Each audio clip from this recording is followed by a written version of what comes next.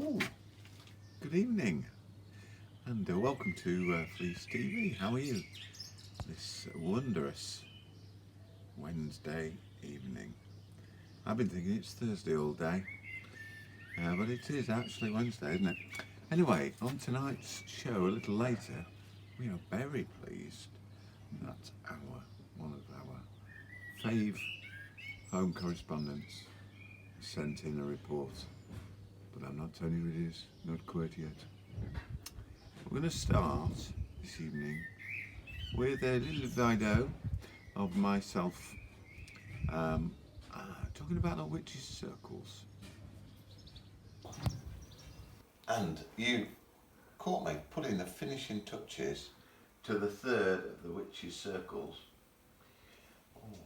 Now I'm only a bit nervous with the camera on me, but I didn't do the rest of it. My daughter did, but there we go. Now these witches' circles are reported to be medieval, and certainly have been around since Lola's day.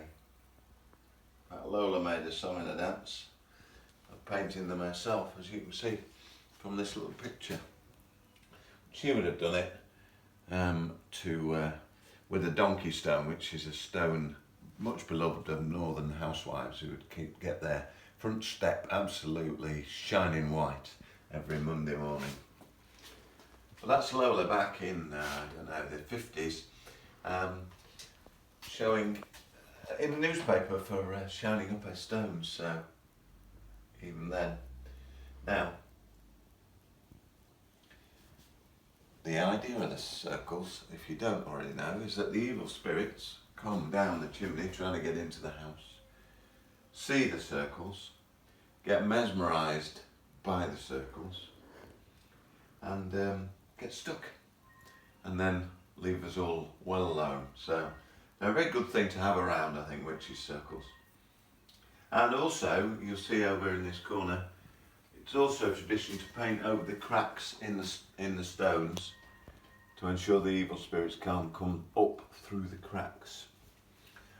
So there you are. We're just getting a few things ready for reopening in a couple of weeks' time, and obviously these are a very important part of that. So, cheers.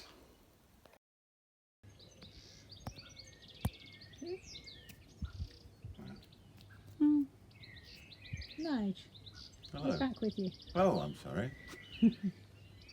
So sorry. And I realised that we started the show 5 minutes early, just to keep you on your toes. You see, there's always a surprise of timing, Fleece TV, isn't it? A piece of wonderment with its own little clock. Yes. But we're going to have Julian's joke. Now that non-essential shops have been allowed to open, I've been to the local bookstore. I bought a brand new book, just come out. It's called Saved by the Bell by Just in Time.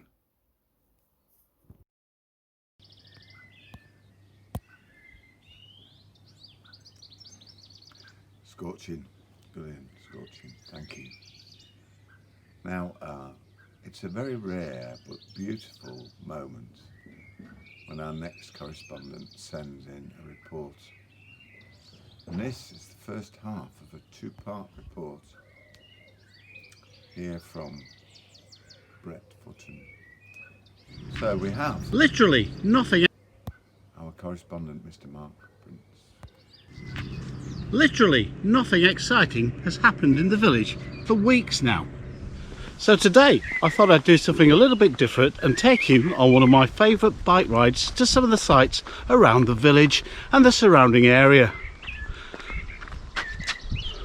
Forgot my bike. Let's go back again. Having largely exhausted the possibilities of lockdown fun in Brepferton, I decided in this report, as lockdown becomes more relaxed, to take you on a journey using some of my favourite bridle paths to the village of Willersey. Just for something different, and also to reminisce about some of the sights and things that you can see around Brepferton that you can now visit, now that lockdown is forgotten about. It's nice to be out on a bike again, Brian. I'm glad you're hanging on there. You know, I haven't been on a bike for ages, not since, since I've relaxed. Well, I went on it once during lockdown, but that was to Barnard Castle, that day I cycled there. That was just to check my eyesight, really, to be honest, to make sure I could do this bike ride to Willersley. Willoughby, what it's called? Ollie Willoughby. Oh. As some of you may already know, as the only science teacher in the village, it has long been a hobby of mine to make fascinating, world-famous science videos for my students and my literally tens of fans around the world, sometimes nearly 100 viewers. Despite that, I hunger for more success, so I have experimented with different documentary styles as I've ridden around Brepferton in my early life. And I'd like to present some of those examples to you now. See that barn over there, Brian? If you just pull up, I've remembered something from the guidebook about it. Science-based, kind of. Here I am on the Cotswolds edge, and behind me you can see a famous barn called Allen's Barn, where in the 17th century a despicable murder took place. Quite horrible, really nasty murder. Or was it, I'm not sure actually if the murder happened there or the murderer hung himself, something like that. Anyway, something nasty and despicable took place there. Makes your skin crawl, doesn't it? What's that got to do with science? Sorry? No, really. What's that got to do with science? Nothing to do with science. Not really much, to be honest. Forensic science? No? See, Marvels of Science hasn't really been going that well, has it, to be honest? It's kind of flopped, so I thought I might do a new series called Marvels of Murder. Should have researched it a bit more, I suppose. Could be a pilot, no? Marvels of Murder, with Professor Ryan Fox, no? Focus. Stick to science. Focus solar energy. We're supposed to be here filming about solar energy here on Cotswolds. Focus, like it, very good. Let's go. I do strongly believe that these videos could increase tourism around Brepferton by up to 9%. And so I continued on my search for Willersley. But suddenly, a challenge presented itself. Rush hour, Brepferton style. Come on, ladies. Get her. Move on. No? No? No? Just me. Give me coat. Been here for several days. Regular viewers, I'm not going to spare while I've been here. I'm never going to die here. I'm having a staring competition with these cows. And I'm losing. How will our hero escape? Or more to the point, who wants him to? Will he ever get to Willersley? Find out in the next exciting episode. Eventually. Back to you in the studio, Nigel.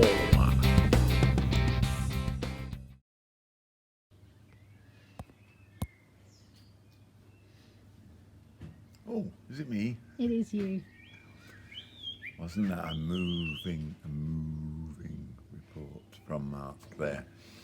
So it's getting closer to, fingers crossed, our opening on the 4th of July. And we'd be really interested to hear from you. Let us know what your thoughts are, how you feel about coming back to have a beverage, whether you've got any concerns, what you're really excited about. If there's anything you could just tell us that you think might be useful, any ideas that you might have to help us make it amazing for everyone when they come back. We'd really appreciate any comments via the usual methods of communication. So thank you. But just like to thank our home correspondent Mark for that amazing report, much appreciated. If you have got anything you'd like to send in for us, that'd be cool. Thank you. But I'm just going to end with this little ditty, what my dad used to sing in the car when we were driving home. Went to see him and my mum yesterday.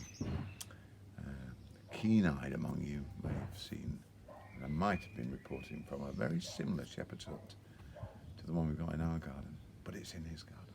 But anyway, a little clip of my dad tomorrow, I think. But anyway, for now, here we go. Yes.